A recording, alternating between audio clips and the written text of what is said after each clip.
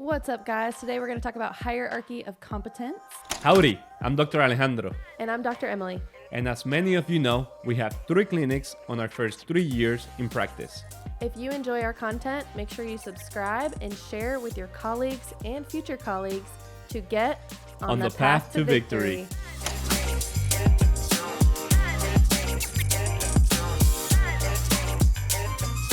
You have to understand how things are. I've got my lovely associate partner in crime here, Dr. Alejandro.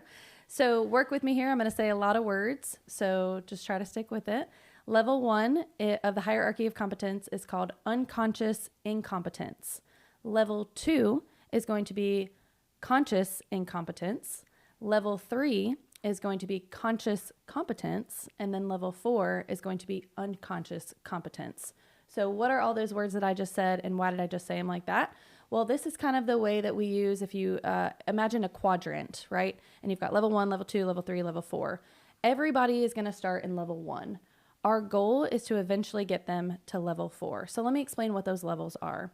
Level 1 is going to be unconscious incompetence. What that means is you don't know what you're doing, but you have no idea that you don't know what you're doing. So for example, in our business, if we just hired an employee, a staff, and we have a certain phone script that we like to follow, and she answers the phone and she has no idea what to say. She just says, yeah, come in. It's going to be $3,000 and here you go, whatever.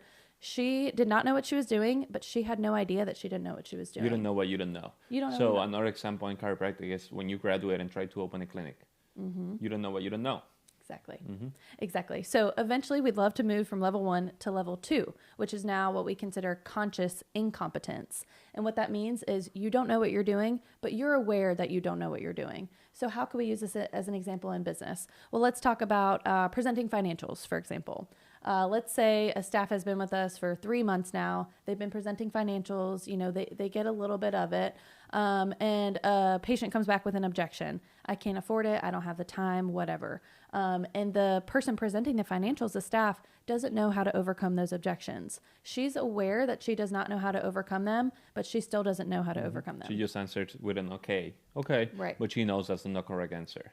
So for maybe a doctor who just opened a clinic, a new practice, they are not doing well. Maybe they're struggling, but they're aware that they're struggling, right? So the goal now is to move from level 2 to a level 3. So we eventually want to nix away with the incompetence and let's get competent. So now we move into level 3, which is what we know as conscious competence. Mm-hmm. So I'm pretty good, but I have to think about what I'm doing.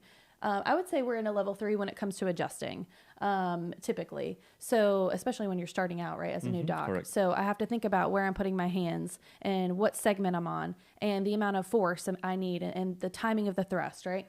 That's what we know as conscious competence. I know what to do, but I do have to think about what I'm doing. But you do it daily, basically. But you do it daily. Yeah. For staff, that could be like opening and closing the office, right? Mm-hmm. I know I got to turn on all the lights. I know I got to fill our oil diffusers.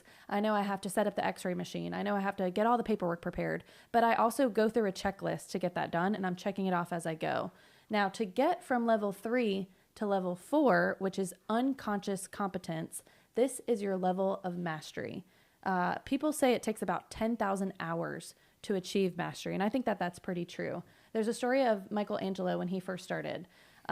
People think when he turned 22, he carved this beautiful statue. I think it was called La Piazza. Mm-hmm. And in Italy, it's a well-known tourist attraction, right? And back then in the day, people said, oh my gosh, this is his overnight star. He just, he came out of nowhere. He carved this beautiful statue. He's only 22 years old. But people didn't know that Michelangelo started sculpting at 8 years old. He went away to live as an apprentice to be with a sculptor at 8 years old. So by the time he carved this beautiful creation, he had already been doing it for 14 years. And then people think you become an overnight celebrity, right? Overnight star. But that is definitely achieving mastery when you get to that. For 14 years of doing stuff, that's when you achieve mastery. So it's basically with dedication. Unconscious competence, a simple example of that, if we turn the light here off, I bet you in 10 minutes, the howdy media people could set everything on with the light off and set everything, the microphone, the computer and everything, because they do it daily. Exactly. So it's a simple example of that. It's like second nature. It's like, you don't have to think about doing it and you're so good at it.